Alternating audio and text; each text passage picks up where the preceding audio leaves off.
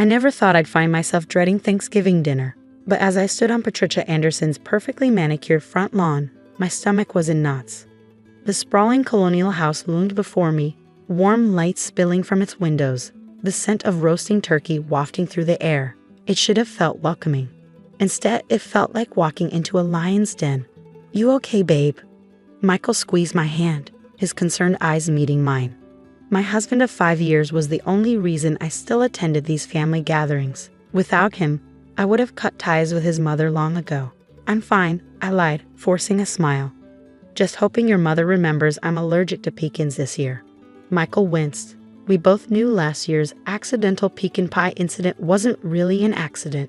Patricia Anderson didn't forget anything, especially not details she could use against people she considered unworthy of her precious son. "Emma, she promised to behave this year," Michael said softly, but I could hear the doubt in his voice. His mother had made similar promises before, yet somehow always managed to slip in her cutting remarks and subtle jabs about my shortcomings as a wife. Taking a deep breath, I smoothed down my carefully chosen dress, an expensive burgundy number that even Patricia couldn't criticize, and nodded. "Let's just get this over with." The door swung open before we could ring the bell, revealing Patricia in all her perfectly coiffed glory. Her silver hair was styled immaculately, her designer dress probably cost more than my monthly salary, and her smile was as artificial as the autumn wreaths decorating her door. "Michael, darling," she embraced her son, deliberately turning her shoulder to me. "And, Emma, you're looking healthy." The way she said healthy made it sound like an insult. In Patricia speak, it probably meant she thought I'd gained weight. I bit back a retort and forced myself to smile. "Happy Thanksgiving, Patricia. The house smells wonderful." She didn't acknowledge my compliment, already turning to lead Michael inside with a stream of questions about his work at the hospital. I followed behind them, my heels clicking on the marble floor of the foyer, trying to remind myself why I put up with this treatment. Right, because Michael was worth it. The house was full of relatives, Michael's sister Kate and her perfect husband, and 3 perfect children. His Aunt Susan and Uncle George, cousins I still couldn't keep straight after 5 years of marriage. They all greeted Michael warmly while giving me those awkward, pitying looks I'd grown accustomed to. The black sheep of the Anderson family. The barren wife who couldn't give Patricia grandchildren. "Emma," a warm voice cut through my dark thoughts. "Come help me in the kitchen." Hannah, one of Patricia's oldest friends, waved me over. She was new to these gatherings. I only met her a few times, but she'd always been kind to me. More importantly, she seemed immune to Patricia's attempts to freeze her out when she showed me kindness. "Dinner's almost ready," Hannah said as I followed her into the kitchen. "Would you mind helping me with the place cards? Patricia's very particular about the seating arrangements." Of course she was. I picked up the elegant name cards, noting without surprise that I'd been seated at the far end of the table, away from Michael and the rest of the immediate family. "How long have you known Patricia?" I asked, trying to distract myself from the slight. "Oh, years and years," Hannah replied, checking something in the oven. "I was her nurse back when she had Michael. Such a difficult pregnancy, poor thing. She was in and out of the hospital for months." Before I could ask more questions, Patricia swept into the kitchen. "Hannah, darling, are you boring Emma with ancient history? Come, everyone's ready to be seated." The dining room was a showcase of Patricia's wealth and taste.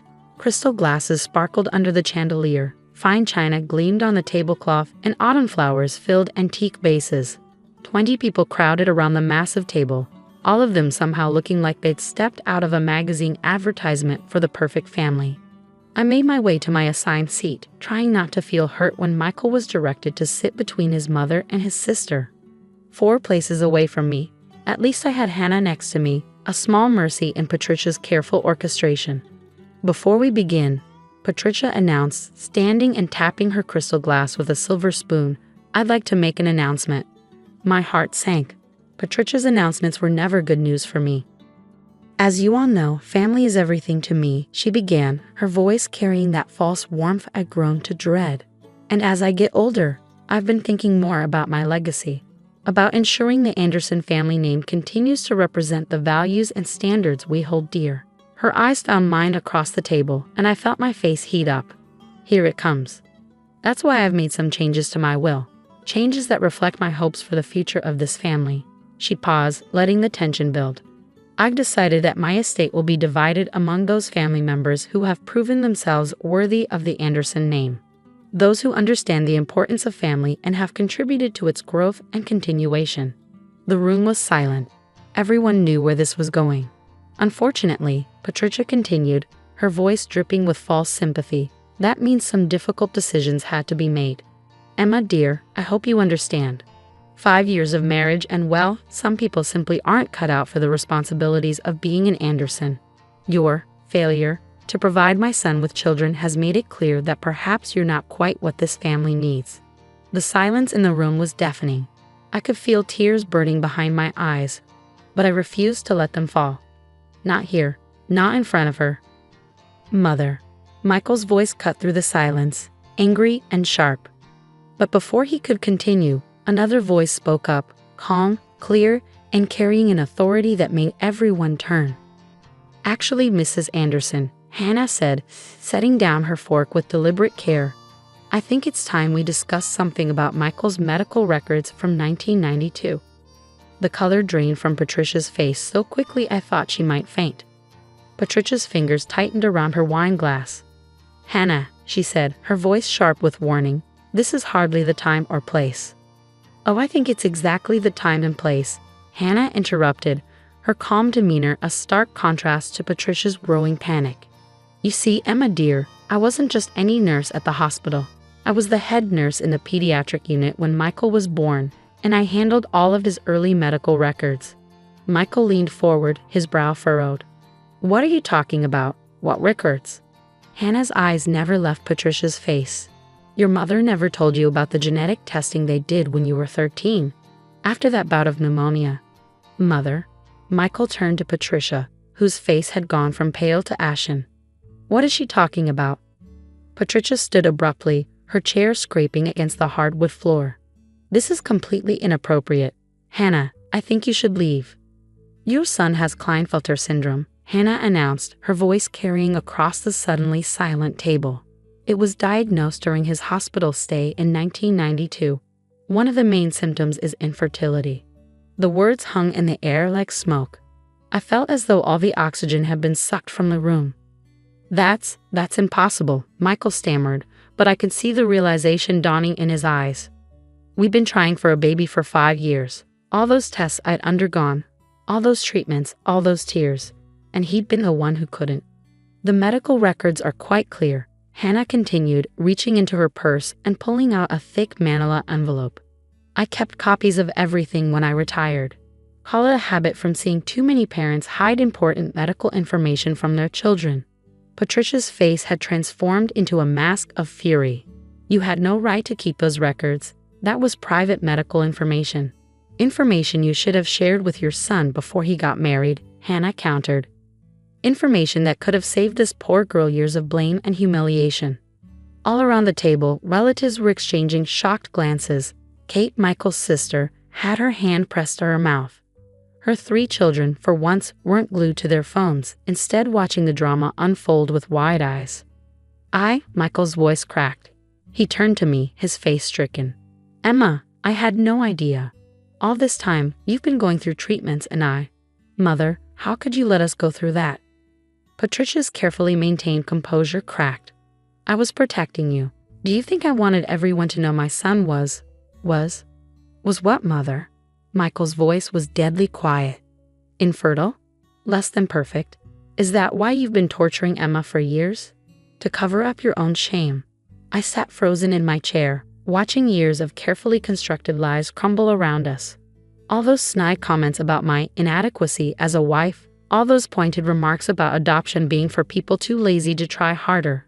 All those times Patricia had cornered me at family events to suggest new fertility doctors or experimental treatments. The worst part, Hannah said, still eerily calm, is that Klinefelter syndrome is completely manageable. With proper treatment from childhood, many men go on to live completely normal lives. Some even father children through assisted reproduction. But you denied your son that chance, didn't you, Patricia? Because you couldn't bear the thought of anyone knowing your perfect son wasn't. What did you just say? Worthy of the Anderson name. Aunt Susan made a small choking sound. Uncle George was staring at his plate as if it held the secrets of the universe. The perfect Thanksgiving turkey sat cooling in the center of the table, forgotten. "I think," Michael said, standing slowly, "that Emma and I should leave." He looked around the table, his face hard. "And Mother? You can do whatever you want with your will. We won't be needing it." I stood on shaky legs, my mind still reeling from the revelations. As I turned to leave, Hannah pressed the manila envelope into my hands. "Get a good fertility specialist to look at these," she whispered. "There are options you haven't explored because you didn't have all the information." We were almost to the door when Patricia's voice rang out, shrill and desperate. "Michael, please. Everything I did was for you. I was trying to protect you." Michael turned back, his hand firm in mine. "No, Mother. Everything you did was for yourself. And you didn't just hurt me. You spent years hurting the woman I love to protect your own pride." As we walked out into the crisp November air, leaving behind the sounds of Patricia's protests and the murmur of shocked relatives, I felt something shift inside me. 5 years of guilt and inadequacy began to lift, replaced by a strange mix of anger and relief. "Emma," Michael said as we reached the car, his voice breaking. "I am so sorry. I had no idea." 1 year later, I found myself standing in front of Patricia's house again. But everything was different. The colonial still loomed large, the lawn was still perfectly manicured, but the power it once held over me had vanished. Amazing what a year of therapy, medical consultations, and truth can do. "Ready?" Michael squeezed my hand, just like he had that fateful Thanksgiving night. But his eyes were lighter now, unburdened by secrets he hadn't even known he was carrying. "More than ready," I said with a smile, touching my slightly rounded belly. At 4 months pregnant, thanks to IVF and the right medical team, our miracle was finally happening. We hadn't told the family yet, well, except for Hannah, who had become like a second mother to us both. The door opened before we could knock. Patricia stood there, looking smaller somehow. Her silver hair was still perfect, her clothes still expensive, but something had changed in her bearing. A year of most of the family keeping her at arm's length had taken its toll. "Michael, Emma," she said softly, and for the first time in our relationship, she looked me in the eye. "Please come in." The house was quieter this year. Only immediate family had been invited, Kate and her family, Hannah, and us. Patricia's attempt at making amends started with a smaller, more intimate gathering. "Emma," Kate hurried over as soon as we entered, hugging me tight. Our relationship had transformed over the past year. Her guilt over staying silent during her mother's treatment of me had turned into fierce protectiveness. "You're glowing. Is it the new treatment Dr. Martinez suggested?" I shared a secret smile with Michael. "Something like that." Hannah was already in the kitchen, supervising the meal preparation. She'd insisted on helping, probably to ensure there were no accidents with ingredients this year. She winked at me as we passed. "Before we eat," Patricia said once everyone was seated, her voice trembling slightly, "I want to say something." She took a deep breath, her hands clasped tightly in front of her. "This past year has been enlightening. My therapist," she glanced at Michael, acknowledging the counseling he'd insisted on as a condition for maintaining any relationship, "has helped me understand the damage my pride and fear caused." The room was silent. Even Kate's children seemed to sense the importance of the moment. "Emma," Patricia turned to me, her eyes glistening, "I owe you the deepest apology. What I did to you, the blame, the shame, the cruelty, it was unforgivable. I was so afraid of facing my own failures as a mother that I turned you into a scapegoat. I can never undo the years of pain I caused you." I felt Michael's hand find mine under the table as his mother continued. "And Michael, my son," her voice cracked, "keeping your medical condition from you was the worst thing I've ever done as a mother. I robbed you of choices, of understanding your own body, of the chance to address this years ago. My shame became your burden, and then Emma's, and I will regret that for the rest of my life." Hannah reached over and patted Patricia's hand, a gesture of support that would have been unthinkable a year ago. "I know I don't deserve forgiveness," Patricia said, wiping her eyes, "but I'm hoping you'll give me the chance to try to earn it. To be the mother and mother-in-law you both deserve." Michael and I exchanged glances, having discussed this moment for weeks. I nodded slightly, and he smiled. "Actually, Mother," Michael said, "we have something to tell you. Something that might help us all move forward." He squeezed my hand, and I took my cue.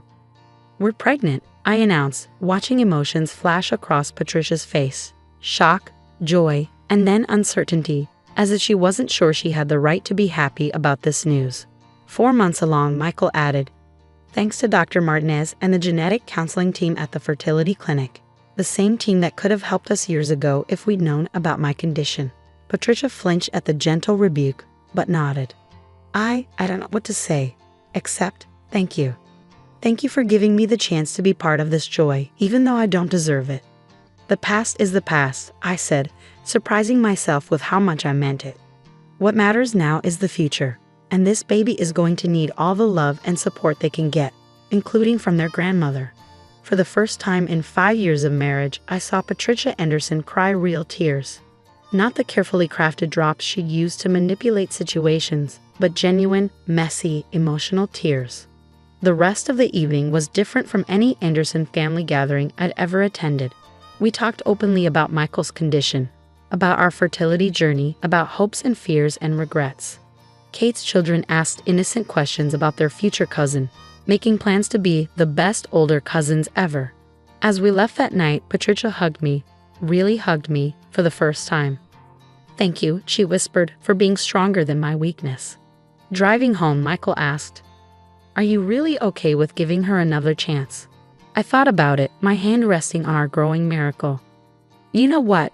I am. Not for her, not even for us, but for this little one. They deserve to grow up knowing that people can change, that forgiveness is possible, and that love is stronger than pride." Michael smiled, taking my hand. "When did you get so wise?"